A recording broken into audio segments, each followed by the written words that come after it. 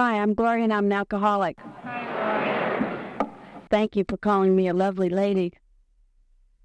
Wasn't too long ago nobody was saying that about me. If it wasn't for this program, nobody ever would have, I'm sure. When I came to Alcoholics Anonymous, I was told that if I'd act like a lady, I'd be treated like a lady. And I was told that I was a lady as soon as I came through the doors of Alcoholics Anonymous. And I'm very grateful that somebody told me something like that, because it gave me hope that I might one day be what I saw around me in the program of Alcoholics Anonymous. It gave me hope that one day I wouldn't have to walk with my head hanging down in shame, and that I could somehow be the kind of woman that I really always had wanted to be, and thought that it was hopeless, that I was hopeless, that was never going to be me. I'm one of those people who just lost hope real early and never thought that I was going to have any kind of a good life at all. And I certainly never dreamed that I would ever be invited to a place like this to talk to a group of people like you. I want to thank the committee, Norm and Doug and the committee, for having us back here. It's a privilege to be asked to come any place and share my story, to share my experience, strength, and hope, and what's been given to me in the program of Alcoholics Anonymous. And that's why I'm here tonight, to share my story. I'm here to share with you the things that have been given to me in the program of Alcoholics Anonymous. If you're new here tonight, I hope that you leave this conference with some hope that maybe someday you can live a better way of life. If you're here tonight, you already are living a better way of life. If you're here tonight and you wonder if the program of Alcoholics Anonymous works, look around this room and ask yourself, what kind of a power is it that brings a room full of people like this together? A room full of helpless, hopeless, alcoholic people are sitting in this room tonight, clean and smiling and well-dressed and well-behaved and sober and happy. And like the book says, happy, joyous, and free. That's what's in this room here tonight, and it's because of a power, something so powerful, and all we have to do is touch into it through the program of Alcoholics Anonymous. That's what's happened to me. 17 and a half years ago, I couldn't live in reality. I couldn't hardly get up out of a bed. I couldn't function in life at all. And I'm standing here before you tonight, able to walk up those stairs, able to get up here behind this podium, regardless of how scared I am, and talk to you about what's happened to me in this program. It's absolutely impossible. And I'm not confused about what brought me from where I was 17 and a half years ago to where I am today. It was the program of Alcoholics Anonymous. There was my God working through the people in the program of Alcoholics Anonymous. I'm one of those who believes that I was born alcoholic. I know that I was sick a long time before I ever took a drink of alcohol. I was born into an alcoholic home. My father died of alcoholism when I was 6 years old, and my mother was an alcoholic, and she married another alcoholic not long after my father died. So I knew about drinking. I knew about the things that go on in an alcoholic home. What I didn't know was that the people that lived there were sick. I thought that they were bad. I thought that I was bad, that there was something wrong with me, that I was somehow partly responsible for the things that went on in my house. School was real painful for me. I compared my insides to their outsides, and naturally I came up the loser. It looked to me like all the other little girls in my school were perfect, and they were all pretty, and they all had the right clothes, and they came from the right kind of family, and they all were smart, and they did the right things. And it just didn't seem like I was ever going to be as good as they were. By the time I was 11 or 12 years old, I just sort of lost hope. I made a couple of decisions about that time. One of them was that if I couldn't be good, I was going to be bad. And that's the way that I lived my life until I came to this program. Another one was that I just decided to forget about trying to be like the other little girls, just to try to forget about ever being able to be accepted by them. And I just decided I'd hang around with the boys. And that's the way that I lived until I came to this program. I came to Alcoholics Anonymous hating women. And I know today, looking back on it, it was just myself that I hated. And I was afraid of you. And I thank God that today I've been given a love for the woman alcoholic, a love that really sustains me a lot of times. It gives me, a lot of times it gives me a purpose for living. And it's something that I never expected to be mine. I never expected that feeling to be mine, and that kind of love for any woman to be mine. Being invited places to share my story is kind of an exciting thing. I do a lot of exciting things in the program of Alcoholics Anonymous. I'm fortunate to be a real active member of Alcoholics Anonymous. But my most favorite thing to do in this program is to just sit quietly and talk, share on a one-to-one basis with another woman alcoholic. I believe that part of the book that says, in God's hands, my dark past can be my greatest asset.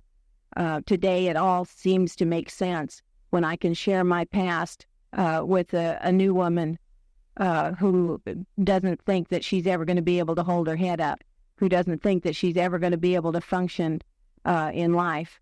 And it just seems, it makes it all make sense when I can share what's happened to me in this program and the things that I've been given. The first time I drank was the first time that I got drunk. I was 13 years old, and it happened to be Christmas Eve.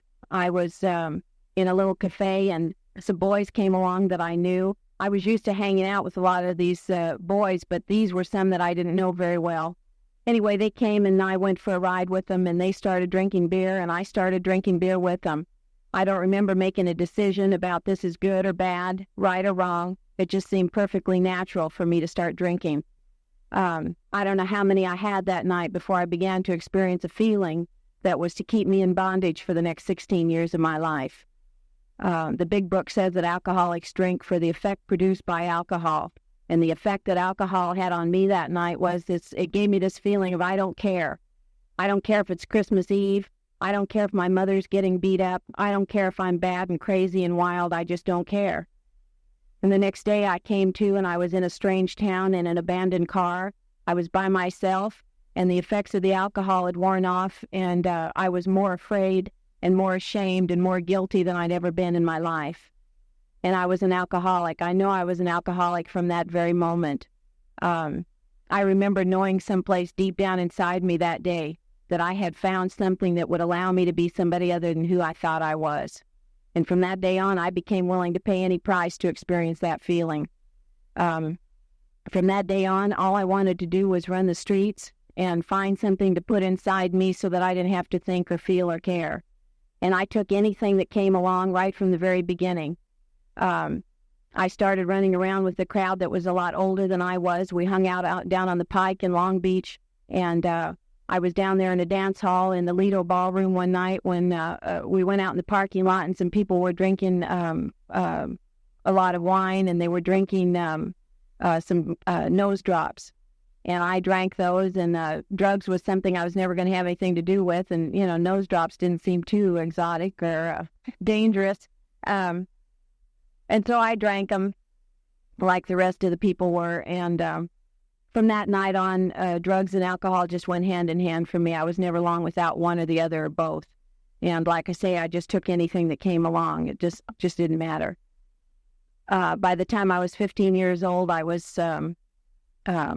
ran away from home a lot. I went to juvenile hall a lot. I went to jail a lot. I got in a lot of trouble. I very seldom ever went to school. I left that little Christian school I'd been going to all my life and enrolled in public school. And I just ran the streets. And I had a boyfriend who was a longshoreman, and he lived over in Wilmington, not too far from where I lived. And he used to take me to all those waterfront bars over there. And those were the kinds of places that I felt most comfortable, down on the docks around all those people. It seemed like what I was didn't show so badly. I started out drinking where I've heard a lot of people in AA say they ended up drinking. And that's the way it had to be for me. I just felt more comfortable in those places. When I was 15 years old, I got a brilliant idea. I thought, I know how I can get free. I hated my stepfather, and I was ashamed of my mother. I hated where we lived and all the things that went on there. I hated anybody telling me what to do, and especially my stepfather. And so I thought I needed to be free. I thought, I'll just get married and I'll be free. Little did I know. I married an older man. He was 19 and I was 15. And we were going to live happily ever after. The trouble was, I married this longshoreman, and as soon as we got married, he wanted me to stay home and be Betty Crocker. And he would keep going out to all these bars, having all this fun. I didn't like that idea, but I didn't think I had any choice in the matter. So I tried to do what he wanted me to do. I tried to stay home and do the things that that I assumed women did in the home. I didn't really know. I didn't really have any real idea of what goes on in normal homes. And I just couldn't make it. I was full of fear. By this time, I was 16 years old, and I was scared to death all the time when I wasn't under the influence of something. I can remember 16 years old, scared to go out to the market in the afternoon, afraid to walk down the street because I always thought a car was going to come up on the sidewalk and hit me. I was just scared to death when I didn't have anything inside me. And when I was drinking, I could run the streets of Wilmington and San Pedro, all those docks, and anywhere. It just didn't matter where it was, in and out of bars, all by myself all night long. And I just wasn't afraid. I didn't care about anything. Once I take a drink of alcohol, I'm out of control. I've never been one of those kind of people who just drinks to be the life of the party. I've never been one of those people that just drinks to function. Because I never function very well. Once I take a drink, anything that comes into my head is what I do. And I always get in a lot of trouble. I don't understand being able to say, well, I'm not going to drive a car tonight because I might get a 502. I don't understand being able to say, I'm not going to go out of the house tonight because I might get in trouble. I used to wish to God that I could stay in the house, but I couldn't. I'm a runner, and I just, when I drink, I run. I stayed married to this man for close to 3 years, and nothing much happened except I just got 3 years sicker. And towards the end of the marriage, I had a son, and one day I just picked him up and walked out, and I didn't look back. I didn't give it a thought as to what I was doing to my husband or what I was doing to my son, least of all what I was doing to myself. And I went back to my mother's house. By this time, it seemed better to be there than where I'd been. And I was there one night and drinking by myself, and I got thinking about one of these old friends of mine, one of these guys I'd known since I was 11 years old. I went over to see him, and he was glad to see me, and I was glad to see him. And we went out that night, and we started seeing each other every night after that. And we really had a good time together. We'd always been friends, good friends. And he seemed to like me just the way that I was. He didn't want to try to tell me not to drink so much or don't do this, don't do that. He just liked me just the way I was, and it was good to be with him. And we thought that that we had it made because we'd both been married before. Neither one of us ever wanted to be married again, and so we thought we're going to just go out and have fun. We both liked doing the same thing, which was absolutely nothing, except riding around in his car drinking. Anyway, we'd been seeing each other about 5 months, and we decided to get married. And so he hawked his fishing pole for money for a marriage license, and I got an annulment because I'd been married in Mexico, and we got married. And he tried to work at first, and I'd cry and beg him to stay home. I was 19 years old by this time, and I was afraid to be by myself. I couldn't stand being by myself, alone with my thoughts, for very long a time. And so I'd want him around all the time. As long as he was around and I had something to drink, I was fine. So I'd beg him to stay home, and he'd want to be nice and stay home with me. And pretty soon he got used to the idea, and he never did go to work. Finding a job was always the last resort in our house. When all the other things wore out, he would get a job for a short period of time, long enough to get a back injury so that he could collect disability, or maybe work up an unemployment claim so he could collect an unemployment check for a while. Sometimes we lived on welfare. Sometimes we hustled my family for money or anybody else who was close by. He'd rob and steal. We just did whatever we had to do to get by, short of work. We worked harder at not working than most people work at working. we began to have children. We had a son, and then we had a daughter. So now I've got 3 children, and life became a real hell for me and everyone concerned. I never ever wanted to raise my children the way that I had been raised. And they were living in a home probably a lot worse in a lot of ways than the one I'd been raised in. And there was never enough money for alcohol and for drugs and for the things that these children needed. And so naturally, they came last. And anytime that it got real bad and everything just ran out, all the money ran out, well, I would just leave them with my mother-in-law and run. And that's just the way it was. That was my pattern. And my kids spent most of their early lives with their grandmother. My oldest son moved back with his father when he was about 9 years old because he hated being with me so much.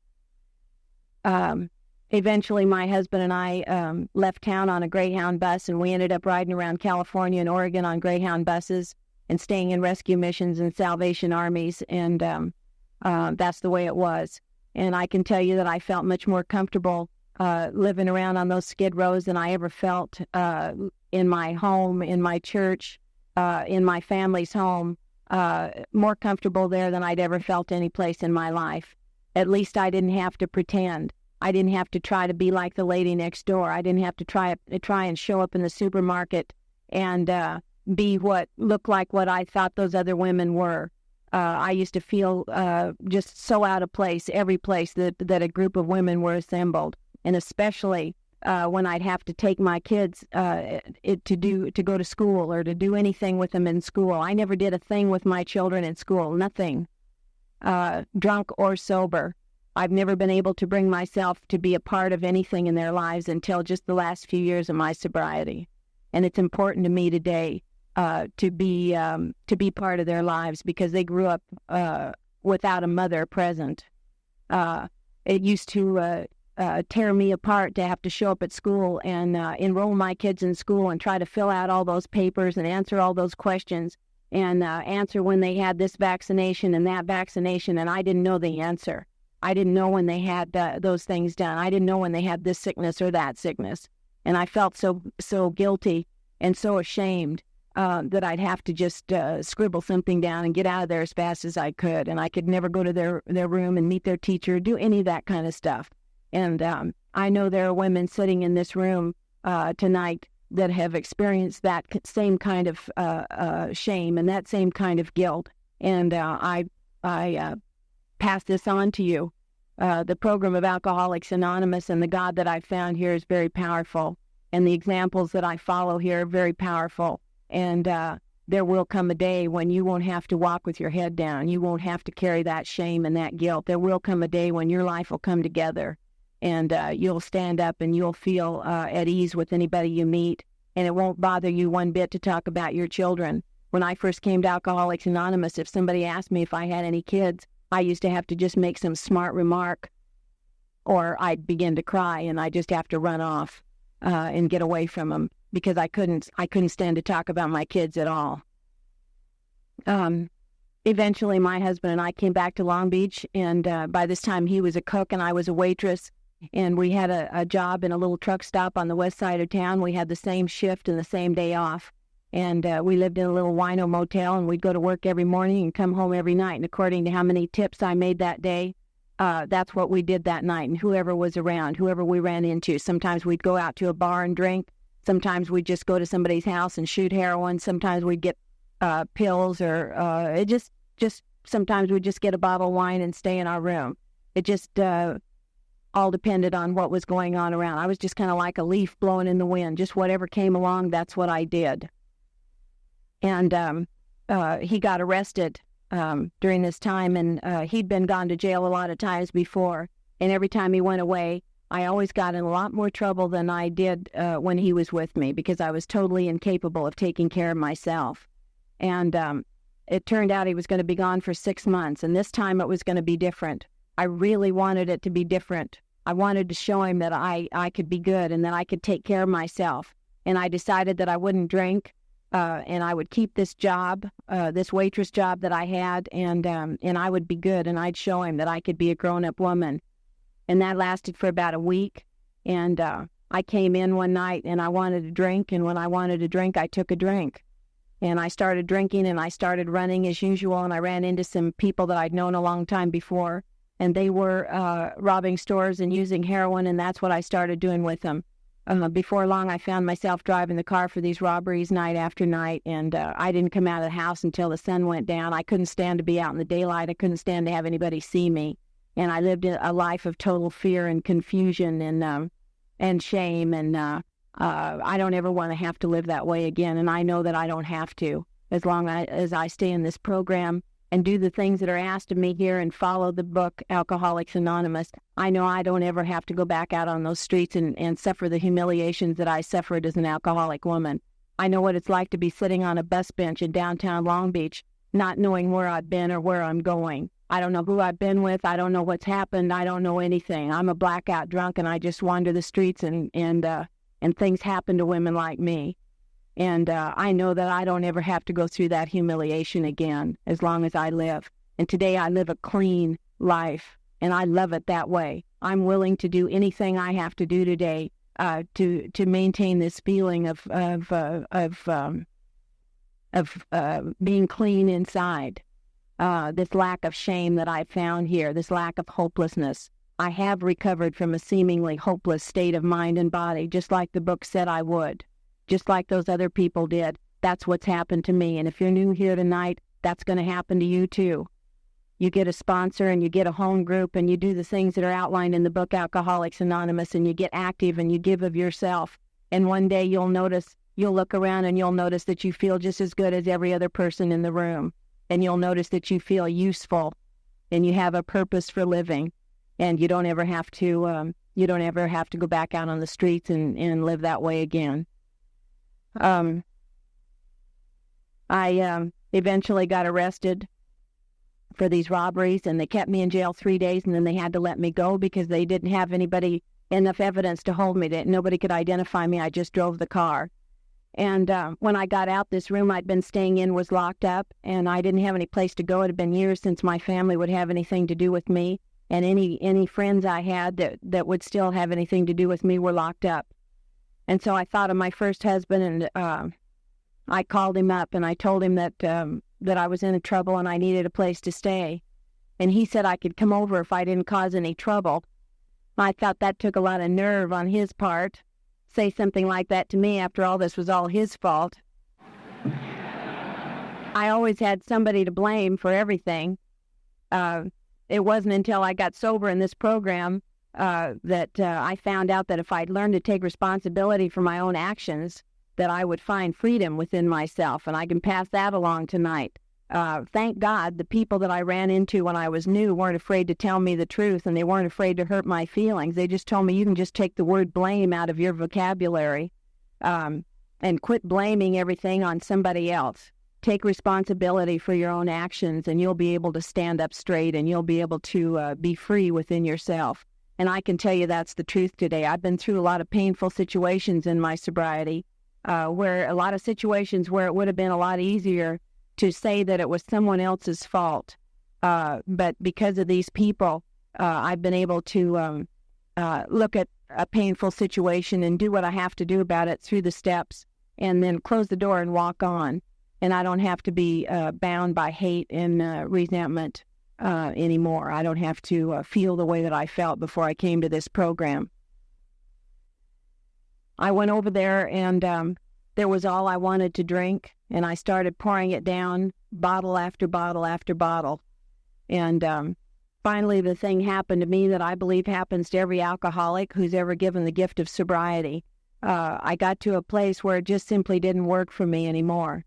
No matter how much I drank, it didn't take me to oblivion anymore. It didn't turn off the shame and the guilt and the fear.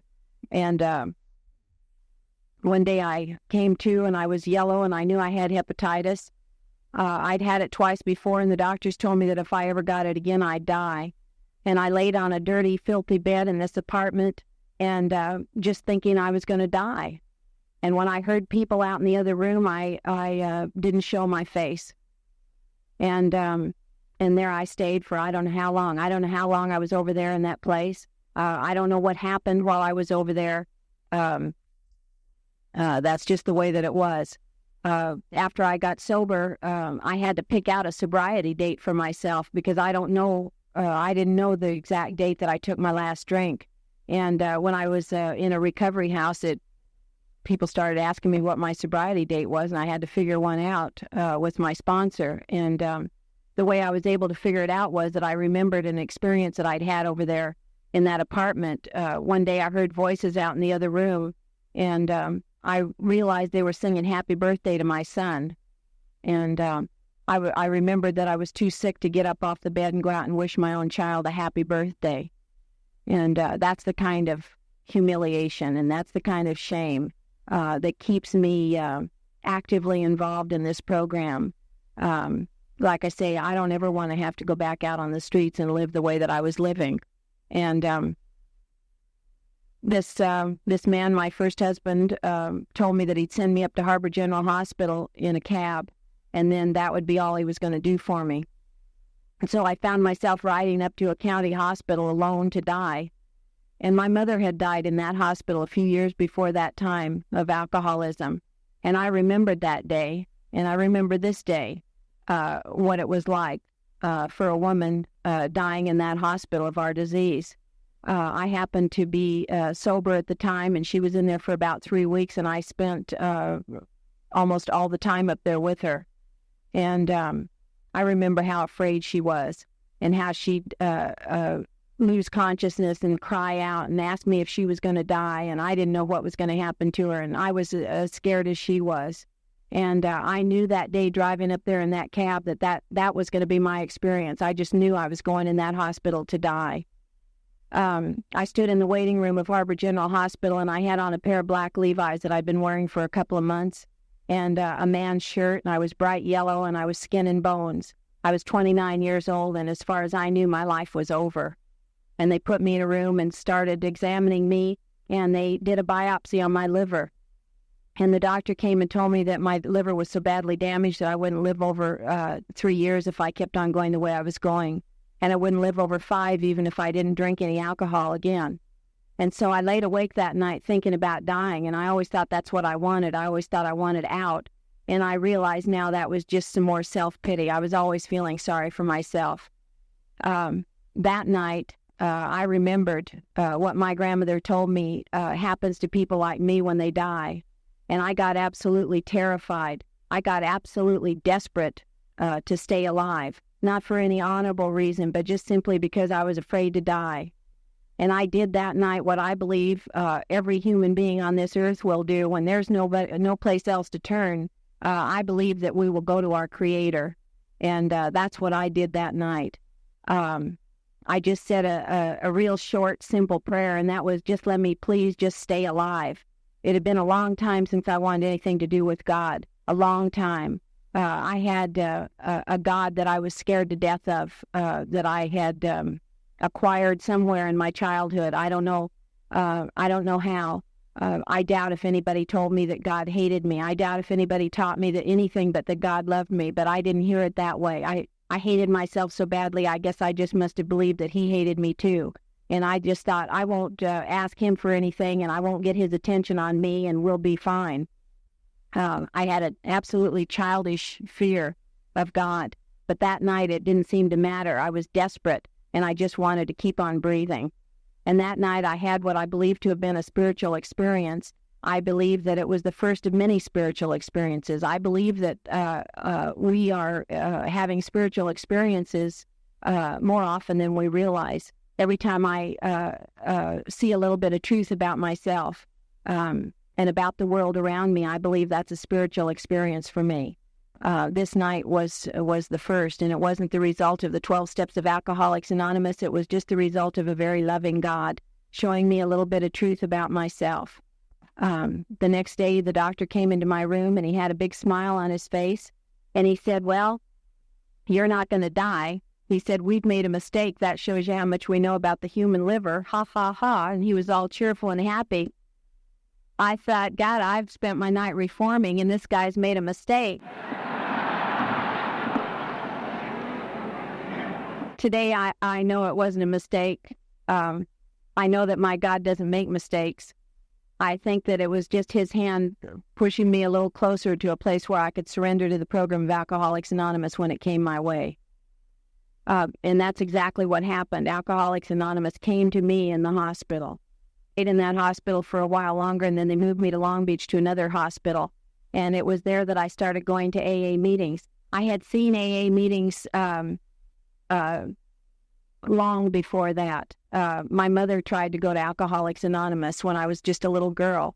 And of course, I didn't know what was here. I just remembered that it was kind of a happy place to be, and I used to be glad that we were going there that night. And I really thought he needed it. It wasn't for me, but he needed it. Of course, I didn't hear anything then. But this guy that he started coming around to my room and telling me about the AA meetings that they had in that hospital. And I don't know to this day how he got started coming around to my room, and he doesn't know either. The last time I saw him, I asked him what made him start coming to talk to me about AA, and he couldn't remember either. He doesn't stay sober all the time, and I don't know where he is. I haven't seen him for a few years, but he was an angel in my life. I happen to have a thing for angels, and I was told one time on a retreat that angels are messengers of God, and I believe that this guy carried God's message to me, and I believe that he was just the first of many angels in this program who've come to me and carried God's message. He was a new member of Alcoholics Anonymous, and you know how they are. They just want to save the world. And he was out to save me. I thought he was a pest at first, and I just tried to get rid of him, and he just kept coming back and telling me about, he'd read all these cards and letters that people were sending him. He was a patient in the hospital, too. And anyway, finally one night, just to shut him up, I went to a meeting with him. And I sat around a table full of people much like yourselves. And I don't remember what was said that night, but I do remember the way that it felt. It felt safe and warm and gentle and loving. And I didn't have those labels to put on it that night, but I know that that's what it was now. I just knew that it felt good. And I kept going back to those meetings of Alcoholics Anonymous for exactly the same reason that I kept going back to alcohol, because I liked the way that it felt. And eventually I began to hear some things in those meetings. They had 2 a week in that hospital. And I began to hear some things that I believe allowed me to become a member of Alcoholics Anonymous. One of them being somebody told me that I was not bad, that I was sick. And they said that Alcoholics Anonymous is not a place where bad people come to get good. It's a place where sick people come to get well. And they told me that I could get well if I wanted to. They told me I could get well if I do the things that were outlined in the book Alcoholics Anonymous. They told me that Alcoholics Anonymous is not a place for people who need it. It's a place for people who want it. And all I had to do was want it. And eventually, at some time during that stay in that hospital, I developed a desire to stay sober. I don't know when that happened either. I just know that when it got time for me to leave, I didn't want to go. And it turned out the reason I didn't want to go was that I knew I'd go out there and drink and do the things that I'd been doing, and I realized I didn't want to do that anymore. I had received the gift. I had received this desire for sobriety. And God had sent all these people, just exactly the right people to come and bring this program to me. And he took me to just the right places then, and he does right now. He brings just the right people into my life. He takes me to just the right places. I'm just everywhere that I'm supposed to be. And I believe that more and more and more in my life. I believe that everybody in this room is going to run into just the right people and hear just the right things and go to just the right places if they practice the steps of Alcoholics Anonymous. The man who was secretary of one of the meetings told me about a woman's recovery house, and I'd never heard of such a thing. He told me it was where a bunch of women lived, and they went to AA meetings and just kind of lived in this house until they got better. And I know that I was surrendered because I was willing to go live in a house full of women. I moved in to that house, much to my surprise, I first of all had to interview with the house mother. And he told me we'd go over there and I'd have to have an interview with her. And of course, I knew that she was going to start asking me a bunch of questions and I wouldn't have the right answers. And I just assumed that she wouldn't let me move in there with all those nice girls. I was very pleasantly surprised because I got there and I sat across the room from this lady who just smiled all the time. And she said, "Do you want to come and move in with us, honey?" And I said, "Yes, I do." And she said, "Okay, you can move in tomorrow." Just like that. Nobody asked me how much money I had or where I'd been or where I was going. Nobody asked me what my morals were. Nothing. I didn't have to fill out anything. Nothing. I just moved into that house, and the women there began to love me well. I began to see the program of Alcoholics Anonymous in action. I began to see people living the things that I'd heard them talking about in these AA meetings in the hospital. I remember the day. I remember a lot of days in that house, and I remember a lot of experiences in that house. And when I look back on them now, they seem so amazingly simple. The little things that meant so much to me, just teeny little things. It seems now that they were so simple and so small, but at the time, they were the things that lit my spirit up and gave me hope. One day I was trying to carry a bowl of cereal. They told me I had to eat breakfast every morning. And I don't know, I couldn't tell you the last time I'd had breakfast. And I didn't want to eat breakfast, but I didn't want to leave that house. And so I did everything they told me to do. And so I was trying to carry a bowl of cereal to the kitchen table. And I was shaking so bad that the milk was spilling all over the floor. And I'll never forget the girl that came up and put her arm around me and said, "You won't shake like that very much longer.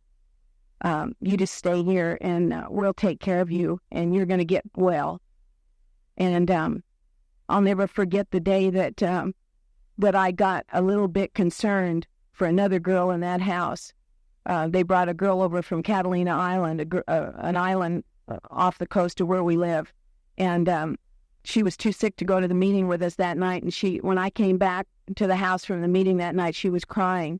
And I remember feeling sad for her because I knew that how alone she must feel.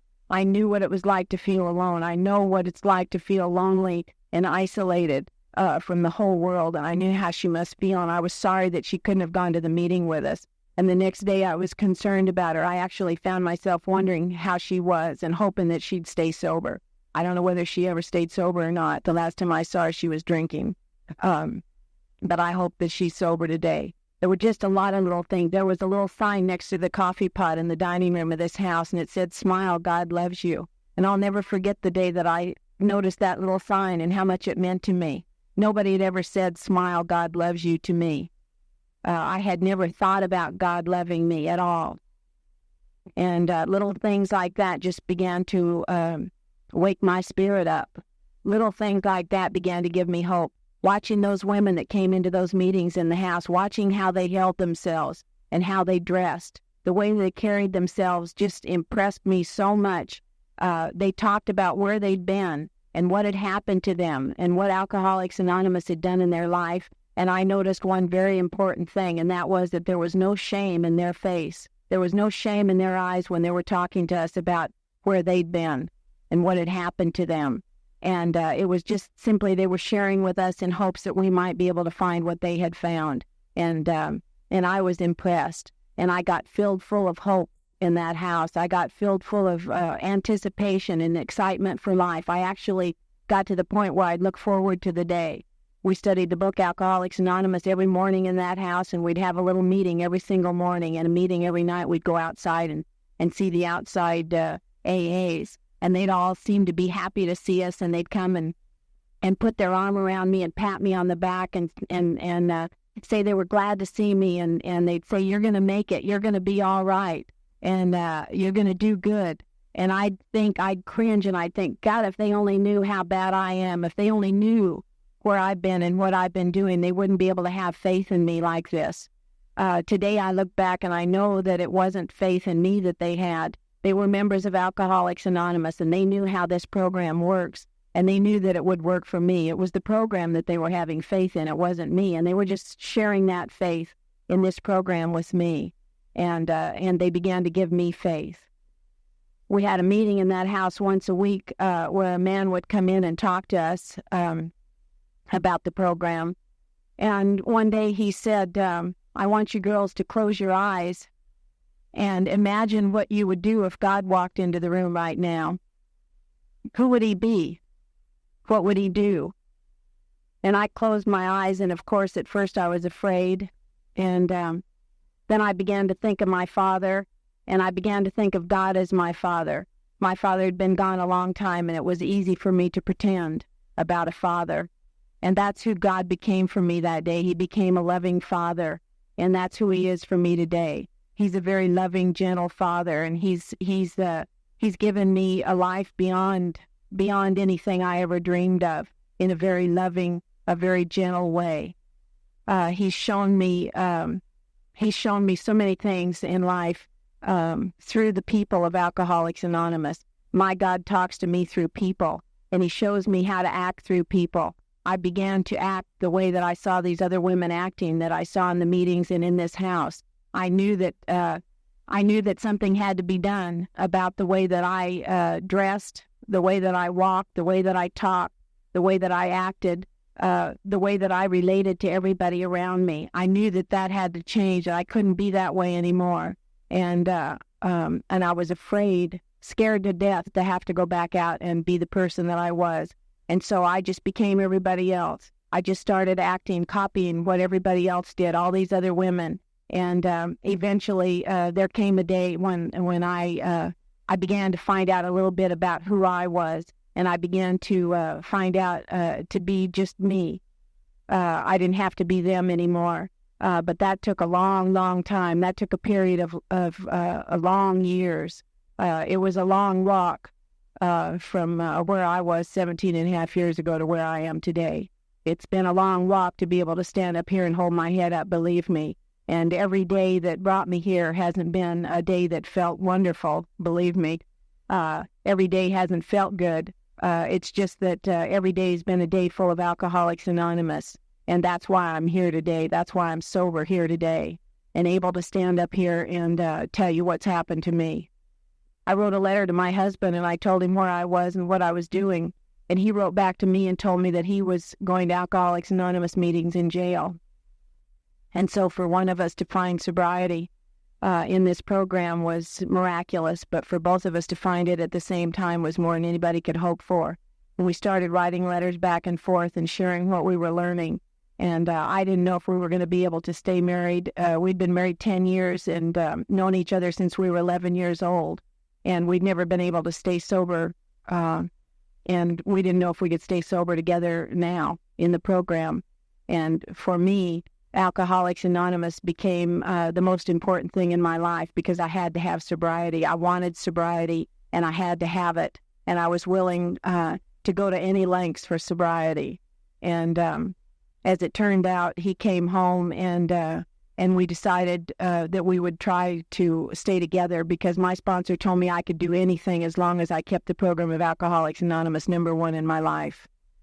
She told me that I could do anything as long as AA was my priority, my top priority. And so we got a little apartment in the alley behind the House of Hope. They said don't get too far away, so we didn't get too far away. And life just got better and better and better the way they told me it would. And we were about 8 months sober, and they said that my husband said it was time for our kids to come home. And my mother-in-law said it was long past time for our kids to come home. And I said I wasn't ready. It's a good thing nobody waited for me to get ready, or they never would have come home. I've never tried to make anybody, give anybody the impression that I was Mother Earth, that I was the best mother in the world. I just know today that I did the best I could do at the time with what I had to work with. The women here have always told me that. Thank God for the women in this program who've walked with me and told me that I did the best I could do. And I used to think that they were just giving me a way out. They were just making excuses for me. And I know today, when I tell a new woman that she's done the very best she could do, I know it's the truth. And I know that it was the truth for me. Anyway, they came home. The two youngest ones came home, the boy and the girl. My oldest son didn't come home till he was about 18 years old. But this boy and this girl came home, and I'll never forget the day we went over to pick them up from their grandmother's house. They'd been there this 2 years, and most of the time before then. And I remember they were in the back seat of this little car we had, and we pulled around, turned the corner, and pulled up in front of this apartment building. We'd rented an apartment and went down and got bunk beds for these kids and tried to get things fixed up as good as we could for them. And I remember my little girl started to cry because she was afraid. She didn't know me, and I didn't know her. And she didn't want to come home and live with me. And it wasn't an easy situation. I didn't know if I could stay sober and go through this. I didn't know if I could look them in the face, either one of them, and experience the guilt that I still felt. By this time, I had taken a fourth and fifth step, and I had experienced freedom and freedom from guilt and freedom from shame like I'd never known before. But it didn't all go away from me in just one sitting. It took a lot of talking. It took a lot of activity, a lot of action inside and outside in this program for me before I could be free from that kind of guilt. Anyway, I didn't know if I could stay sober and go to these meetings and be the kind of mother I was supposed to be. And all these people around me told me, you can do anything one day at a time. You just go to AA and you keep that number one in your life, and everything else will come around. And I'm so very glad that those people didn't tell me, just stay home and join the PTA and bake cookies and try to be the best mother you can be, or I'd be dead today. I just couldn't, it didn't work that way for me. It would be nice. I know some women come here and they just they're able to do their home life very well from the very beginning, but that wasn't my experience. And I know I'm not alone. I know I'm not the only woman in this program that's had that experience. And so I did the best I could do. And I'm very grateful that nobody told me when I got to Alcoholics Anonymous that if I got sober, everybody around me would get sober and everything would be all right.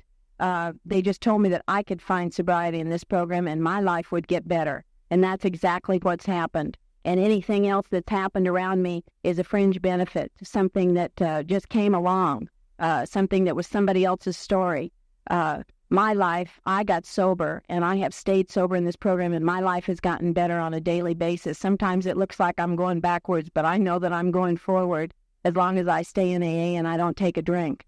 It turned out that my youngest son had a lot of problems, lots of bad problems, and we had a lot of trouble, and he had a lot of trouble, and we ended up having to go get him out of jail the first time when he was 11 years old, and it was a grotesque situation, and it was a painful situation. I thought I was through with jails and courthouses and probation officers and psychiatrists and all that kind of stuff, but it turns out I wasn't. My husband and I, though, at least we were sober and we were able to walk through these things together with our head up. I remember the day that I had to take my son to and put him in a psychiatric hospital, and it came time for the doctor was going to come in and start asking all these questions, and I just didn't think I was going to be able to stand it. And I remember being able to go into the bathroom and be quiet there. And thank God that this program had given me a God of my understanding, because I don't know what I would have done without it that day. I was able to go in that bathroom and ask him for some strength and ask him to just please help me to just not break down and cry, because I didn't want to scare him any more than he already was. And I was able to come out of that bathroom and answer the questions and walk out of that hospital and leave my son there without breaking down. And I had a meeting to go to that night, and I had people that loved me walking me through all those years of my sobriety. In September, it is September 22nd, he's going to celebrate 4 years of sobriety. And he's a good member of Alcoholics Anonymous.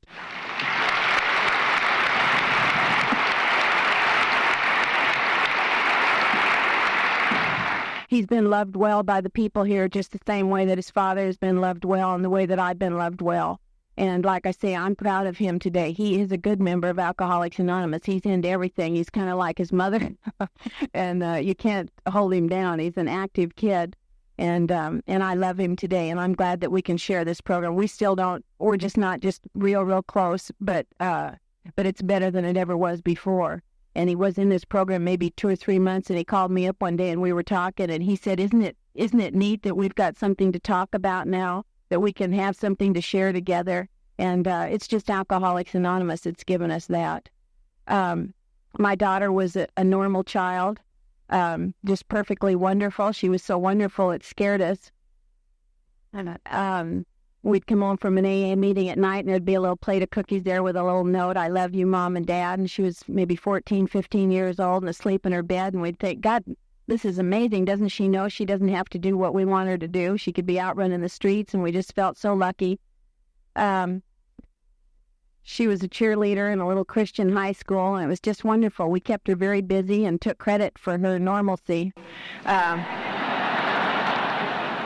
Thought we really had the key. All you have to do is give them modeling lessons and this kind of lessons and that kind of lessons. Keep them busy, keep them moving, and they'll be okay. I can spare anybody here who has that idea. Save yourself a lot of energy and a lot of time. It doesn't work. She came in drunk one night, and she came in drunk a lot of nights after that. And I told my husband right from the very beginning, I don't think I'm going to be able to go through this again. And in my head was a voice saying, you can do anything. There were a lot of voices telling me you can do anything one day at a time if you have this program. And that's true.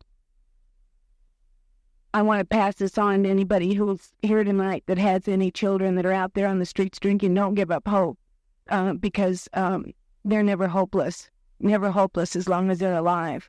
And this program can work for them. And they might get here, and they might not.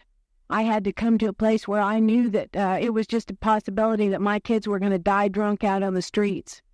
And I was just going to have to learn to accept that. And that's what happened. Eventually, my daughter got to this program, and she came in and out for a long time and never was able to stay sober. And 2 years ago, last May, she got sober. And I saw it happen to her. I was sitting at a dinner table one night, and I saw it happen. I saw the miracle happen to her. I saw the light come in her eyes. I saw the understanding. I saw the identification happen for her. I saw the hope come in her face. And she's been in AA ever since. And she married another member of this program, and next month she's going to give us our first grandchild. And I'm going to be a grandmother. And I'm going to be just as crazy as any grandmother.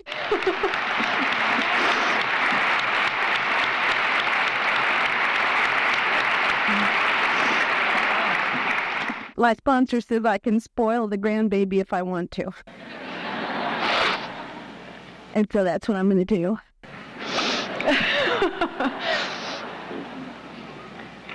I was too sick to spoil my own kids, and so now I'm just sick enough to spoil my granddaughter. Life is very good for me today. My husband and I bought a house, and we live in our own home today. And I know what it feels like to have security. I've known what it felt like to have security for a long time now. I stood in front of a judge when I was 3 or 4 months sober. And turned out that he told me I was free to go, and I knew what security felt like for the first time in my life.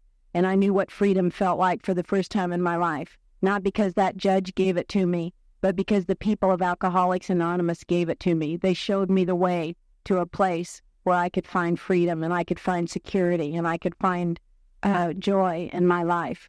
When I took my 5th step with my first sponsor, to me, she was like an angel. I just thought, God, this woman is so clean and so perfect. And I didn't want to tell her all these things, but I knew I had to. And I felt like I was just throwing mud all over her. And I couldn't look at her. And I was sitting on the floor, and she was sitting in a chair. And when I got through, she just patted me on the shoulder, and she said, do you know what God wants for you, honey? And I said, what? And she said, he just wants you to be happy, joyous, and free. He loves you. And my life has never been the same. My life has never been the same since I ran into people like you, and you showed me how to live. Today I have a lot of stuff inside me that I never thought was going to be mine. I spend a lot of time by myself, alone, quiet, and I like it that way. I'm not afraid to be alone anymore with my thoughts. My thoughts aren't grim and morbid and negative anymore. I have hope today, and I have a purpose for living. And my house is full of love. My life is full of love. People who love me and people that I can love. I'm full of activity in this program, and I have learned to be able to receive love here and to give love. When I was new, I used to shop in junk stores a lot, and one day I found a little wooden plaque. And I don't know what it meant to the person that threw it away, but I know it means a lot to me, and I've had it hanging in my house ever since I found it.